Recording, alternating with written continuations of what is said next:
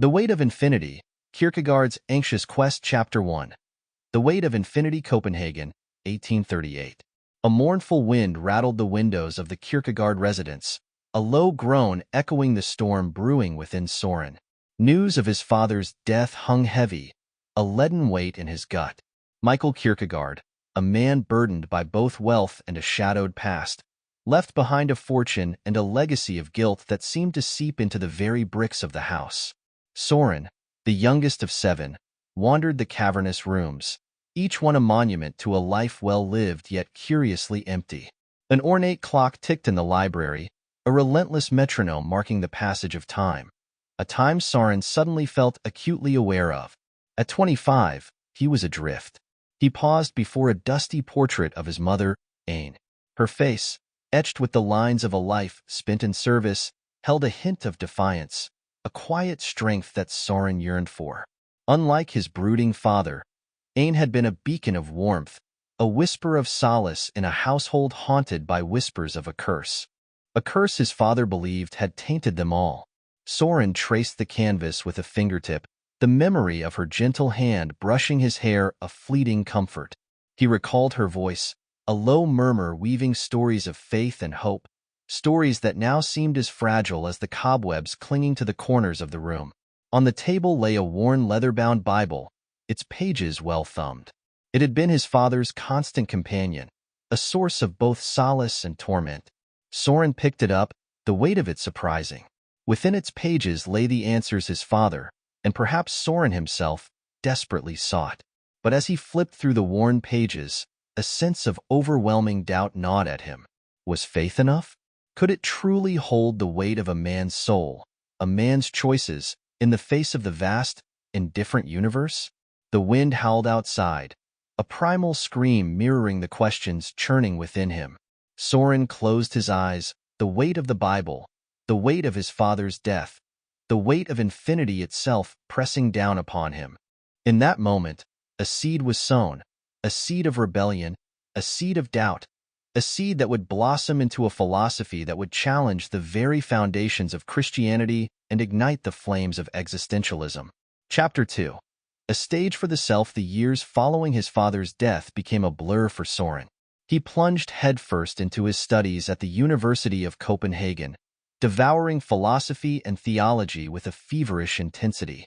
Hegel, with his grand, all-encompassing systems, dominated the intellectual landscape. Yet, to Soren, Hegel's world felt strangely bloodless, a neat tapestry woven with borrowed threads. Soren craved something more, something that resonated with the turmoil within. He found solace in the company of fiery intellectuals, sparking debates that raged through smoky cafes and dimly lit student rooms.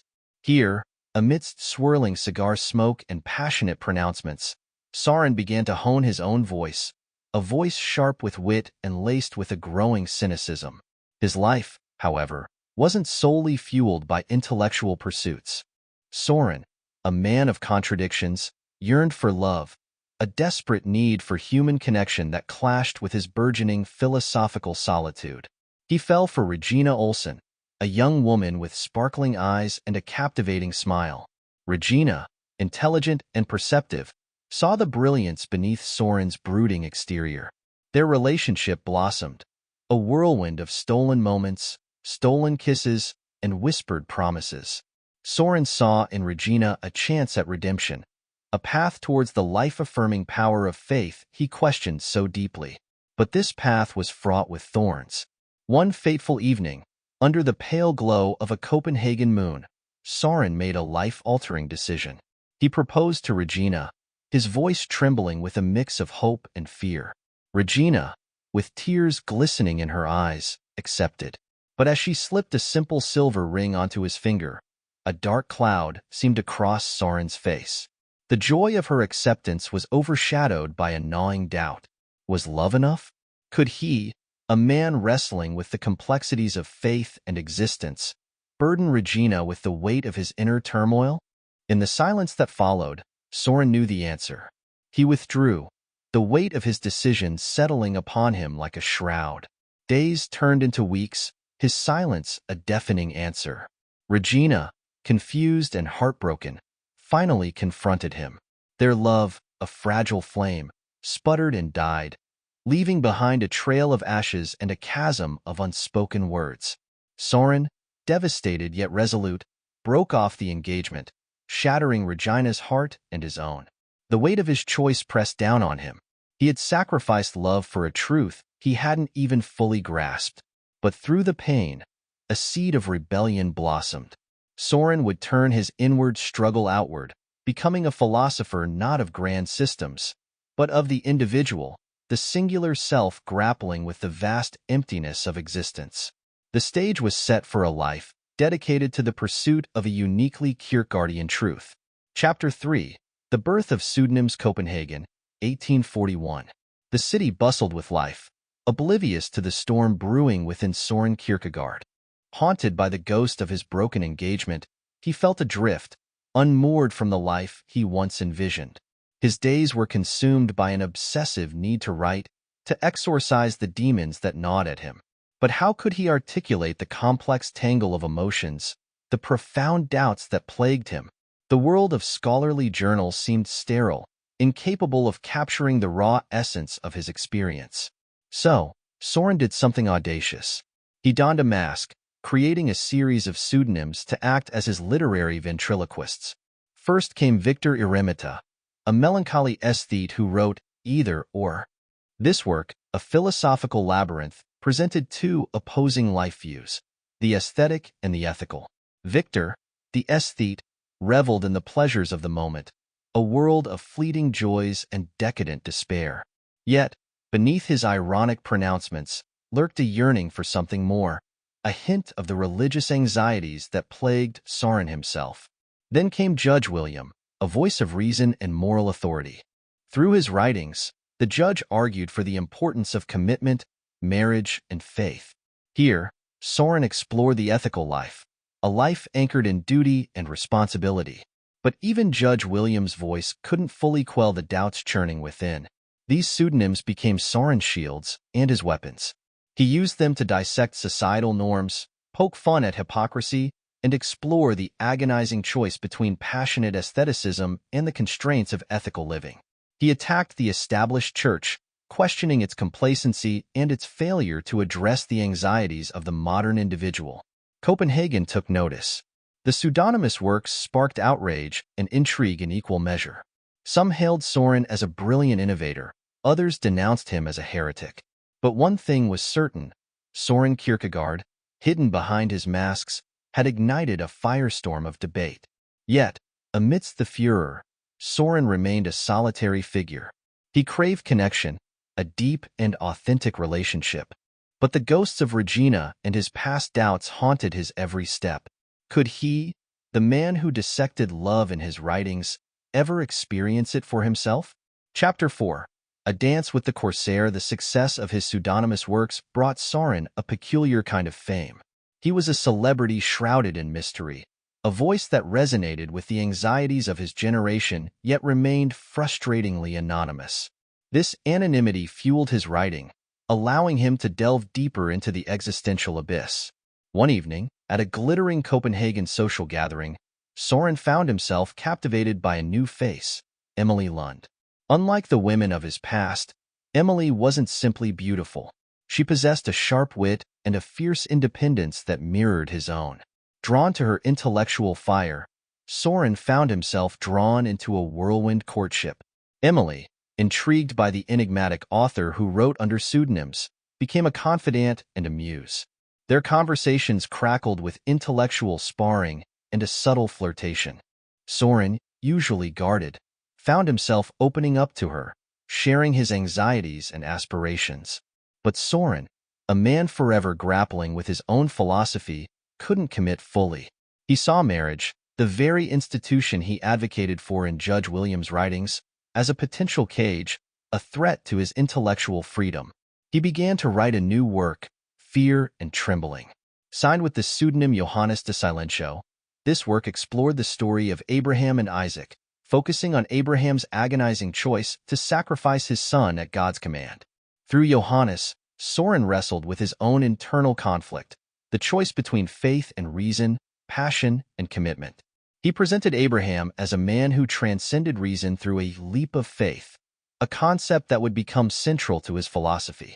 Emily, perceptive as ever, saw through Soren's facade. She recognized the parallels between Abraham's story and his own reluctance to commit. Their passionate dance became a battle of wills, a push and pull between desire and fear. Did Soren truly love her, or was she simply a muse for his philosophical exploration? The tension reached a breaking point when Soren abruptly ended their relationship. He claimed it was for her own good, citing the burden of his unconventional life. But the truth, as always, was more complex. Soren couldn't reconcile his need for freedom with the possibility of genuine love. He had chosen his path, a path of intellectual solitude paved with self-doubt. Emily, wounded but resolute, walked away. The Corsair, as Soren would later call her in his writings, became a symbol of his lost love and his lifelong struggle with intimacy. The experience, deeply painful, would fuel his further explorations into the complexities of human relationships and the agonizing choices we all face in the face of love and freedom. Chapter 5. The public stage. Soren, adrift once more, sought solace in the public eye. He shed the anonymity of his pseudonyms and began publishing works under his own name. This newfound openness was a gamble, a calculated risk to amplify his message and engage directly with his critics. His lectures became legendary events. Stepping onto the stage, a solitary figure in a black coat, Soren captivated audiences with his passionate pronouncements. He spoke not as a detached scholar, but as a man wrestling with profound questions about faith, existence, and the human condition. His words were a double-edged sword. They resonated with those yearning for a deeper meaning in a rapidly changing world, a world where traditional religious structures felt increasingly hollow. But they also alienated the establishment, particularly the Church of Denmark. Soren accused the Church of complacency, of becoming a stagnant institution more concerned with rituals than with the genuine anxieties of its flock. He challenged their interpretations of Scripture, arguing for a more personal, individual relationship with God. His critique stung, sparking a bitter public feud that dominated Copenhagen's intellectual circles. Yet, Soren thrived on controversy. He reveled in the attention, the heated debates, the feeling of being a lone wolf howling against the wind. His writing, fueled by the fire of public scrutiny, became even more personal, even more raw. In Works of Love, he explored the concept of Christian love, emphasizing the importance of action and commitment alongside faith. Despite his criticisms, Soren never fully abandoned his faith. He believed in a personal God, a God who demanded a passionate, unwavering commitment. His vision of Christianity was radical, a call for a leap of faith that transcended intellectual reasoning. But his personal life remained a stark contrast to the ideals he espoused. He became increasingly isolated, consumed by his writing and his public battles. The ghosts of past relationships, particularly Emily, haunted him, a constant reminder of the sacrifices he had made for his intellectual pursuits. As his fame grew, so did his sense of alienation. He saw himself as a lone crusader, a prophet fighting a losing battle against the encroaching tide of mediocrity and hypocrisy. Yet, amidst the loneliness, Soren found solace in his writing, a relentless pursuit of truth that had become his life's calling. Chapter 6. The sickness unto death. The relentless pace of public life began to take its toll on Soren. His health, always fragile, deteriorated. He was plagued by a persistent cough, a nagging symptom of a deeper malaise. This physical illness became intertwined with a deepening sense of despair, a spiritual sickness he called the sickness unto death. This sickness, Soren argued in his aptly named work, The Sickness Unto Death, was not a physical ailment but an existential one. It arose from a fundamental human dilemma, the constant choice between despair and faith. Despair, he believed, stemmed from a fear of nothingness, a fear of the meaninglessness inherent in existence. He explored three forms of despair: despair of not having enough, despair of having too much, and despair of possibility. The first was rooted in a sense of inadequacy and longing, the second in a feeling of emptiness and boredom brought on by material possessions. The third, The most agonizing was the despair of facing the vast array of choices life presented, the overwhelming freedom that could lead to paralysis.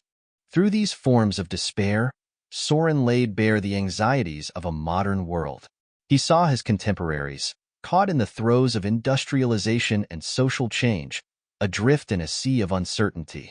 Traditional structures of meaning were crumbling, leaving individuals grappling with an unprecedented sense of isolation and loneliness.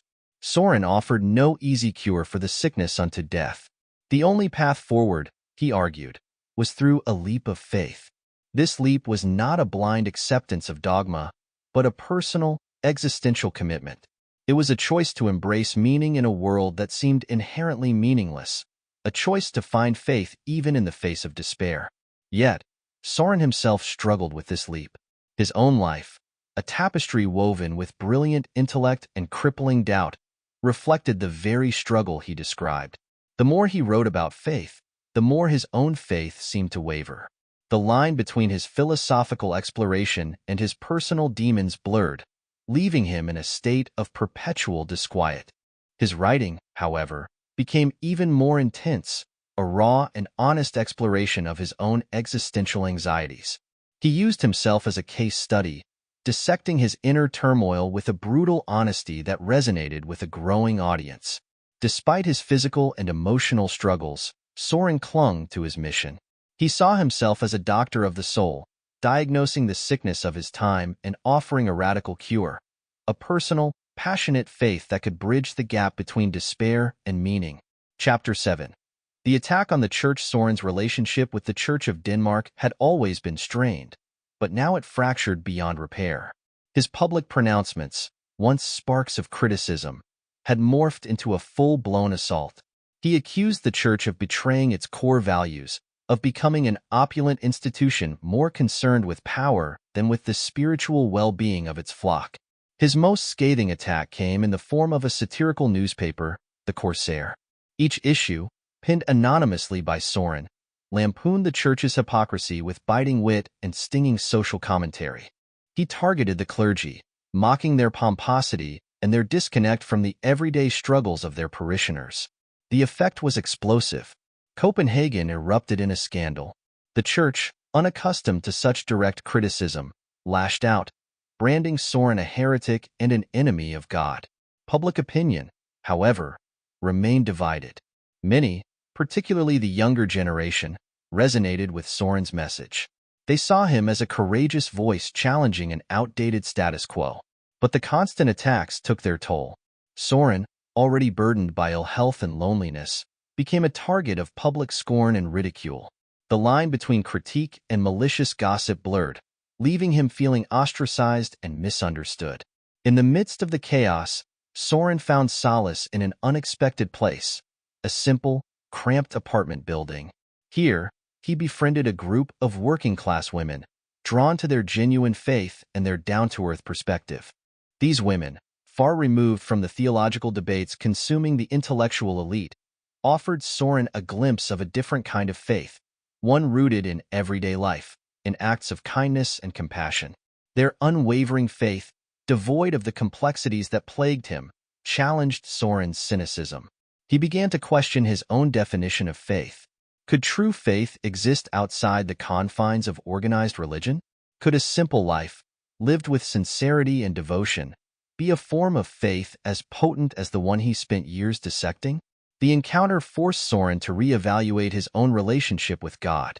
His public pronouncements, once fueled by a righteous anger, now seemed hollow. He had spent years attacking the church, but had he truly articulated a better alternative? As the firestorm of controversy raged around him, Soren found himself facing a new kind of despair, the despair of his own making.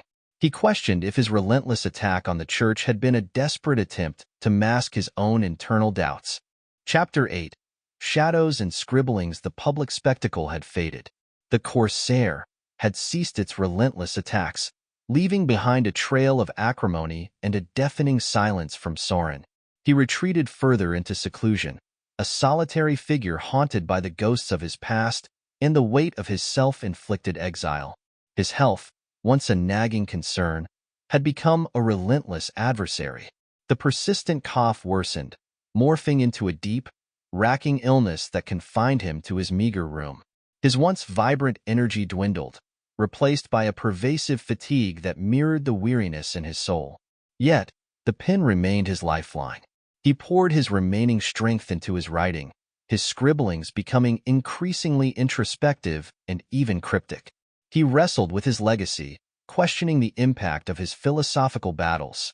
Had he truly ignited a firestorm of critical thought, or had he simply become a figure of controversy, a footnote in a debate fueled by egos rather than genuine faith? One recurring theme emerged in his writings: the concept of anxiety. He explored anxiety not as a fleeting emotion, but as a fundamental human condition. It was the anxiety of the individual facing the vastness of existence, the anxiety of choice in a world devoid of easy answers. This anxiety, he argued, could be both paralyzing and productive. It could lead to despair, but it could also be the catalyst for a deeper faith, a faith forged not in the comfort of certainty, but in the crucible of doubt and existential angst. Soren's words, once filled with sharp wit and intellectual jabs, became tinged with a newfound humility. He spoke of his own struggles with doubt, a stark contrast to the earlier image of the relentless critic. He questioned the role of the philosopher, wondering if dissecting faith with the tools of reason ultimately undermined its essence. He yearned for a simpler kind of faith, a faith rooted in lived experience rather than abstract concepts. He looked back at his interactions with the working-class women, their simple devotion a testament to a faith he could only describe with a mixture of envy and wistfulness. His final works became a testament to this internal conflict. He wrote about the importance of individual responsibility, of living an authentic life even in the face of uncertainty. He explored the concept of forgiveness, both for himself and for those who had vilified him. In a final, poignant move, Soren reconciled with the Church of Denmark. It wasn't an acceptance of their teachings, but an acknowledgement of the importance of faith communities in providing solace and meaning in a world teetering on the edge of meaninglessness. As his physical strength waned, his writing took on a valedictory tone. He was leaving behind a legacy of ideas, a philosophy that would continue to spark debate and inspire generations of thinkers. But more importantly, he was leaving behind a testament to the human condition, a raw and honest exploration of the anxieties, doubts, and yearnings that lie at the heart of our existence. Chapter 9. Echoes in the Cathedral, Copenhagen, 1855. A hush fell over the city as news of Soren Kierkegaard's death rippled through the streets. The controversial philosopher, the lone wolf who had sparked a firestorm with his words, was gone. His passing left a void, a lingering echo of questions that reverberated long after his final breath. The funeral, held at the Church of Our Lady, was a peculiar affair. The man who had spent years critiquing the church now lay in its hallowed halls. A small congregation gathered, a mix of mourners and curious onlookers. The service was subdued, reflecting the divided legacy Soren left behind. There were those who saw him as a heretic, a man who had shaken the foundations of faith without offering a viable alternative. They mourned the loss of the old order, a world where faith was a clear and unwavering path. But there were others, particularly among the younger generation, who saw Soren as a trailblazer.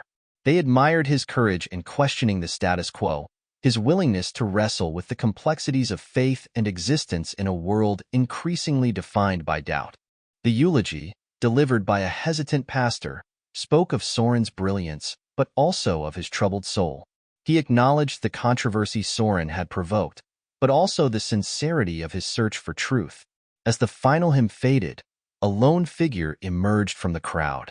Regina Olsen, the woman whose heart Soren had broken years ago, stood at the back of the church, tears tracing silent paths down her cheeks. Her love story with Soren, a tale of lost opportunities and unspoken emotions, was a stark reminder of the personal cost of his philosophical pursuits. Leaving the church, she walked past newspaper vendors hawking stories about the mad philosopher. The headlines, filled with sensationalism and a hint of grudging respect, were a far cry from the man she knew. She paused for a moment, her gaze lingering on the grand facade of the church. Soren's relationship with faith, like her own relationship with him, had been a complex tapestry woven with love, doubt, and unspoken words. But as she walked away, a single thought flickered in her mind. Perhaps, in the end, Soren's legacy lay not in providing definitive answers, but in forcing people to confront the questions themselves. He had challenged them to grapple with the vastness of existence, the depths of their own souls, and the enduring mystery of faith. And in that challenge, in that forced introspection, lay the echo of his life's work. Chapter 10. The Unfinished Symphony, Copenhagen, 1900. Half a century had passed since Soren Kierkegaard's death. The city, once a backdrop for his solitary struggles, had transformed. Industrial chimneys spewed smoke into the sky, a testament to the rapid pace of change that had defined the latter half of the 19th century. Yet, in intellectual circles, Soren's name still resonated. A new generation of thinkers, grappling with the anxieties of a modern world, found solace in his philosophy. Theologians debated his critiques of the church, philosophers explored his concept of existential anxiety, and writers mined his introspective works for inspiration. One such reader was a young Austrian named Fritz Mothner. Drawn to Soren's radical individualism, Mothner developed a philosophy of skepticism, questioning the very foundations of knowledge. Soren's voice, even decades later, continued to ignite debates and inspire new ways of thinking. Across the continent, in a bustling Parisian café, a young Jean-Paul Sartre sat hunched over a coffee, a worn copy of The Sickness Unto Death open before him. He devoured Soren's words, finding a kindred spirit in his exploration of despair and the anguish of individual freedom. Soren's influence would later be evident in Sartre's existentialist philosophy, a movement that echoed themes of individual responsibility and the search for meaning in an indifferent universe. The ripples of Soren's influence extended beyond philosophy. Fyodor Dostoevsky, the Russian literary giant, acknowledged Soren's impact on his own exploration of faith and doubt in characters like Ivan Karamazov. Soren's legacy transcended academic circles, finding fertile ground in the creative minds of artists and writers. Soren Kierkegaard, the man who walked alone, became a catalyst for a conversation that spanned generations and continents. His life, a testament to the power of intellectual inquiry and the courage to question everything, became a touchstone for those grappling with the complexities of existence. But perhaps the most fitting tribute to Soren wasn't found in academic journals or philosophical treatises. It resided in the quiet struggles of individuals facing their own anxieties, their own choices, and the vast, unanswerable questions that life presented. In those moments of introspection, in that wrestling with doubt and meaning, Soren's Unfinished Symphony, a symphony of questions and possibilities, continued to play.